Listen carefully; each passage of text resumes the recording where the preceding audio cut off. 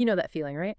That little jolt of dread when you flush the toilet or you turn on the tap and the water just hangs there, hesitates. Or worse, it starts backing up and you get that awful smell. Ugh. Mm. It's disgusting, inconvenient, totally ruins your day. Yeah, nobody wants that. Now imagine that, but like scaled up. Think about a busy restaurant kitchen. A blocked drain there isn't just annoying, it's lost money, stressed out staff, maybe even a hit to their reputation. Big time. Well, today we're doing a deep dive into something surprisingly important, but maybe a bit overlooked for anyone in food service: mastering grease control. We've been digging into this really insightful article called Mastering Grease Control for Commercial Kitchens, and wow, it's just packed with practical stuff. And what really jumps out right away from the source material is just how serious this is. Fats, oils, and grease, FOG, as everyone calls it. It's not just a bit of a pain. The U.S. Environmental Protection Agency, the EPA, they state, FOG is the #1 cause of sewer blockages in restaurants and food service places. That's huge. Number one. Yeah. When that stuff cools down, it solidifies. It literally chokes the pipes, narrows them, restricts the flow.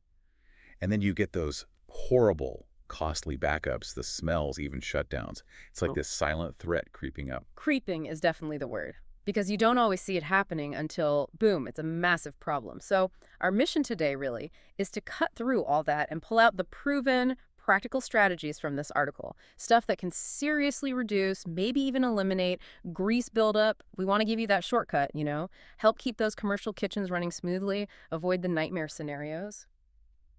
Okay, so let's unpack this. The article really emphasizes that often the biggest problems, they start with the simplest mistakes. It points right at staff education as the first critical step, the human element. That's so true. A lot of these grease issues, they're not from, some huge system failure. They're from common, small errors piling up. Yeah. Think about it.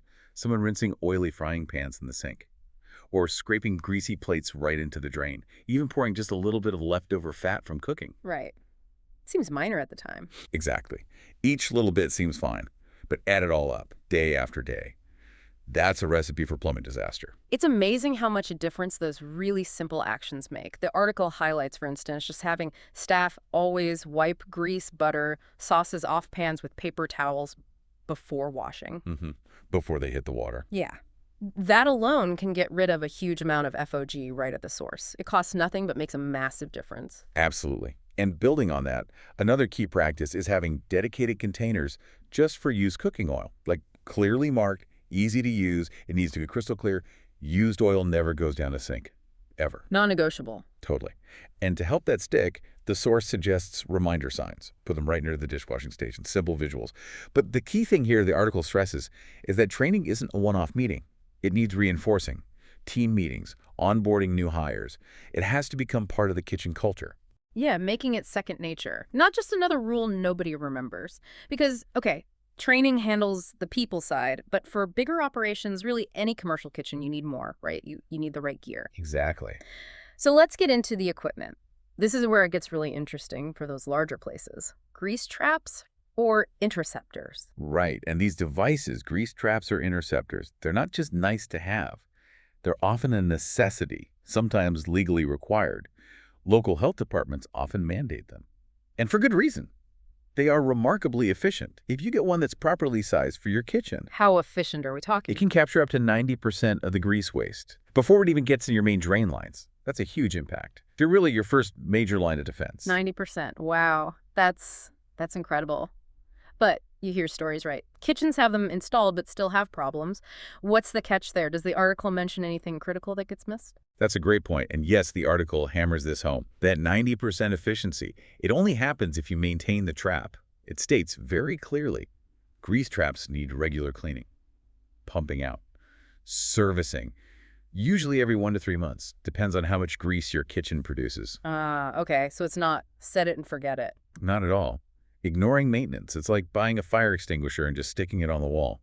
You never check the pressure, never make sure it actually works. That's a perfect analogy. It looks like you're protected, but maybe you're not. False sense of security. Exactly. So for compliance, and just to avoid a disaster, you need that regular professional cleaning. Yeah. And keep the service logs. That's non-negotiable. Proof of maintenance. Okay, so that 1 to 3 month window, depending on volume, is key. Build it into the budget. Absolutely. It's an operating cost, not a surprise. And beyond those big interceptors, the article also talks about something much simpler, but still really effective: sink strainers. Oh yeah, fundamental. Don't overlook the simple stuff.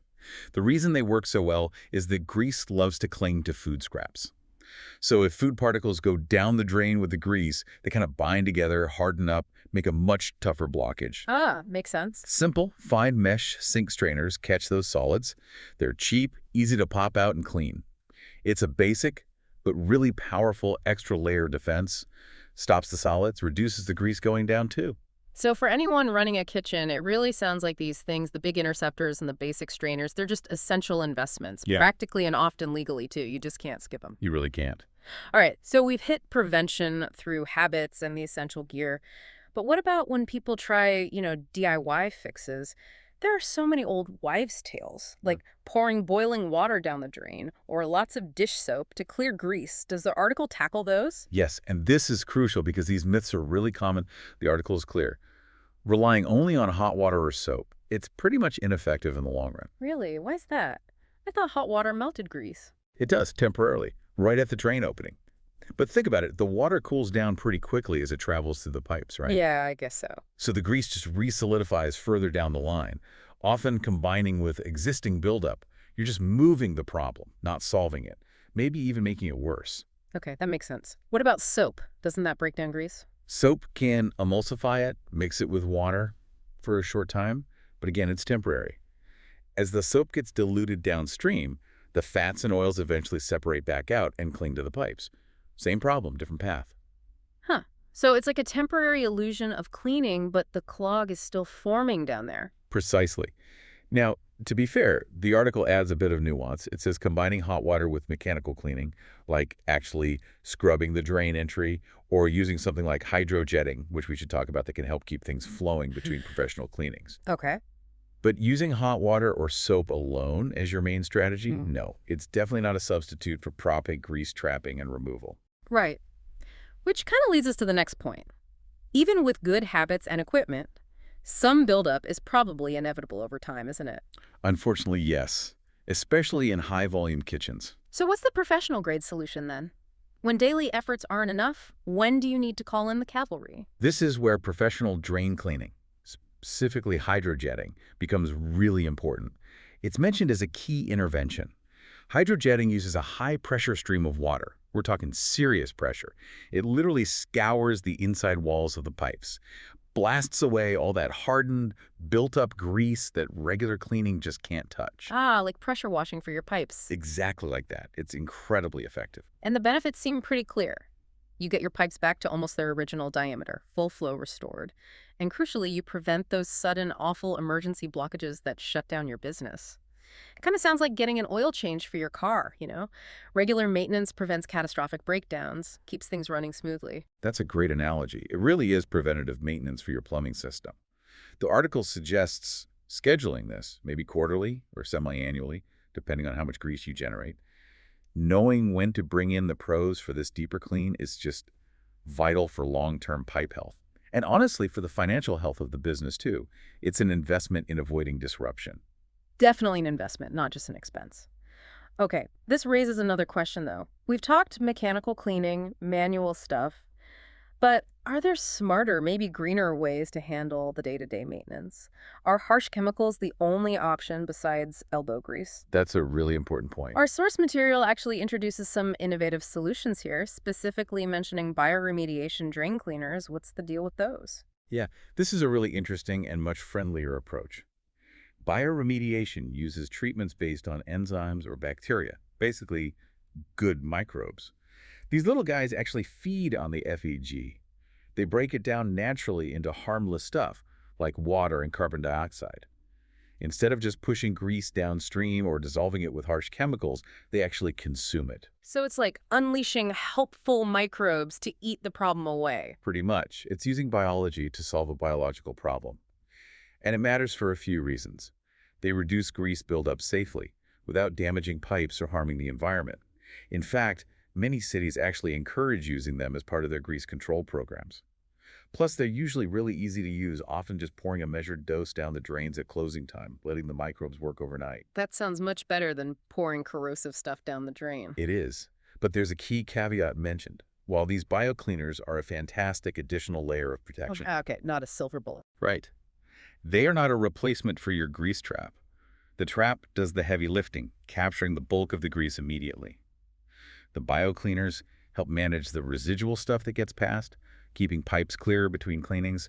They complement the system, they don't replace it. Got it. So part of a layered defense strategy. Exactly. Okay, so we've covered training, equipment, maintenance, busting myths, professional help, even these newer biosolutions. Finally, the article seems to pull it all together with one overarching strategy, Mm. actually documenting and monitoring your whole grease management plan. Sounds like the admin part, but maybe the most important.